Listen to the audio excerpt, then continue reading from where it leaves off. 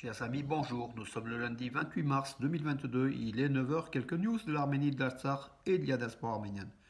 Tout d'abord, la bonne nouvelle est venue hier, donc suite aux négociations du commandement des forces russes de paix stationnées en Artsakh et l'armée azérie, ainsi que bien sûr les Arméniens, donc la Stepanakert.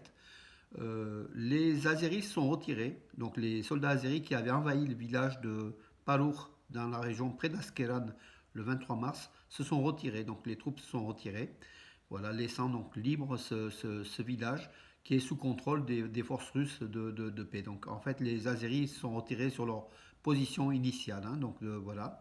Ce qui est une très très bonne nouvelle. Donc Moscou avait haussé le ton, donc fermement. Donc Moscou avait accusé Bakou de non-respect des accords du 9 novembre 2020. Voilà, c'est la première fois que Moscou fait ce genre de communiqué accusant ouvertement l'Azerbaïdjan d'envahir cette région. Donc voilà, donc c'était très très, comment dirais-je, ça a été, comment dirais-je, ressenti avec force en Azerbaïdjan, qui a dû se replier. Par contre, ce qui est étonnant, c'est que ce matin, Bakou affirme que non, les forces azéries ne sont pas retirées de ce village de Palour et qu'en fait, tout simplement, ça appartient à l'Azerbaïdjan, hein. C'est toujours dans cet esprit de conquête, d'invasion, voilà, qui justifie son invasion. Donc, a priori, c'est ce que Bakou dit. Mais bon, les forces russes ont confirmé le retrait. Donc, qui croire? Donc, on verra aujourd'hui ce qu'il en est. En tout cas, Stepanakert a aussi confirmé donc l'état donc de retrait. Donc, ce qui est étonnant donc, de la part de Bakou, hein. Donc cette affirmation comme quoi donc ils se sont pas retirés. Voilà.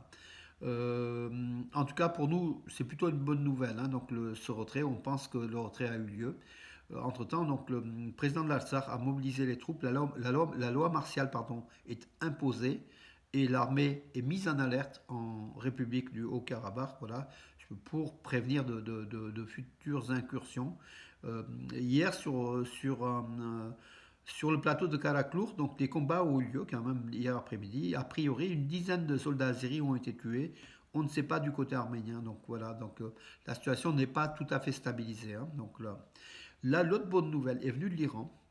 Suite à une déclaration du journal Yeni Moussavat, donc les nouvelles, enfin ce sont des nationalistes azéris, depuis l'Iran, les gardiens de la révolution ont affirmé que toute incursion sur le territoire de l'Arménie entraînera une réponse des forces armées iraniennes. Ce sont les gardiens de la révolution qui l'affirment, oui, les gardiens, le corps des gardiens de la révolution islamique, le CGRI, qui a répondu à la déclaration azérie contre la souveraineté de la République d'Arménie que l'Azerbaïdjan veut mettre en doute. Voilà. Donc l'Iran ne veut aucun changement de frontière de l'Arménie, du Karabakh, voilà. Donc c'est cette région-là où l'Iran est quand même une puissance importante. Voilà. C'est une très bonne nouvelle. Ça veut aussi dire que l'Iran est toujours là avec ses 80 millions, 85 millions d'habitants et une armée forte, qui n'a pas trop bougé ces derniers temps, mais qui pourrait bouger s'il fallait. Hier, le président donc, de l'Artsakh, Araïk Haroutunian, a aussi rendu visite au village de Khramort et Khnabat dans la région d'Askeran pour rassurer la population et puis leur indiquer les démarches à suivre en cas d'attaque azérie, hein, les plans voilà, pour contrer toute éventuelle attaque. Donc, dans les conditions actuelles, tout est possible, hein. Euh, alors, c'était étonnant. Donc, hier, on a eu une information comme quoi, donc, comme quoi comment dirais-je, la compagnie russe, pardon, la compagnie Azeri Gaz, allait mettre à partir d'aujourd'hui le gaz en Artsakh, voilà, d'ici quelques jours en fait, hein. Allait commencer les travaux aujourd'hui. D'ici quelques jours, le gaz serait mis pour la population donc de l'Artsakh. C'était étonnant parce qu'en fait, le gazoduc qui avait été explosé une fois, et puis après, donc, après travaux, plusieurs jours d'attente des travaux, et qui avait été arrêté par une vanne azérie une nouvelle fois, qui avait fermé ce gaz venant d'Arménie. Et d'après le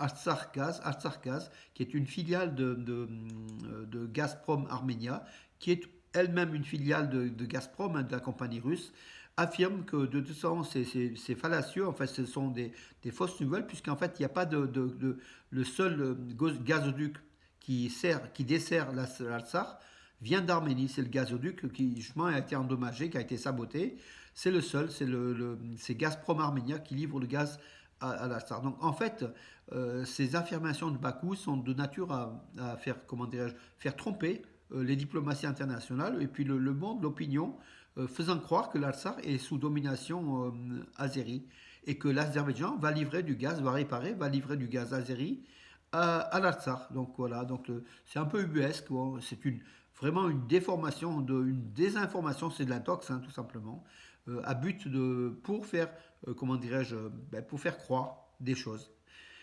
Le président d'Alsace a présenté à l'Assemblée nationale de l'Alsace la situation donc hier, hein, donc la situation en Alsace qui est très tendue, mais bon, les forces russes de paix font leur travail. Ils ont d'ailleurs salué ce travail effectué par les forces russes pour maintenir le statu quo, les frontières établies le 9 novembre 2020.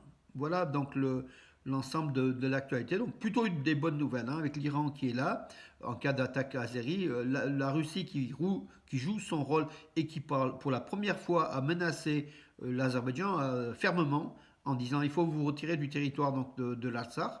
Ce sont quand même de très très bonnes nouvelles. Hein, donc voilà.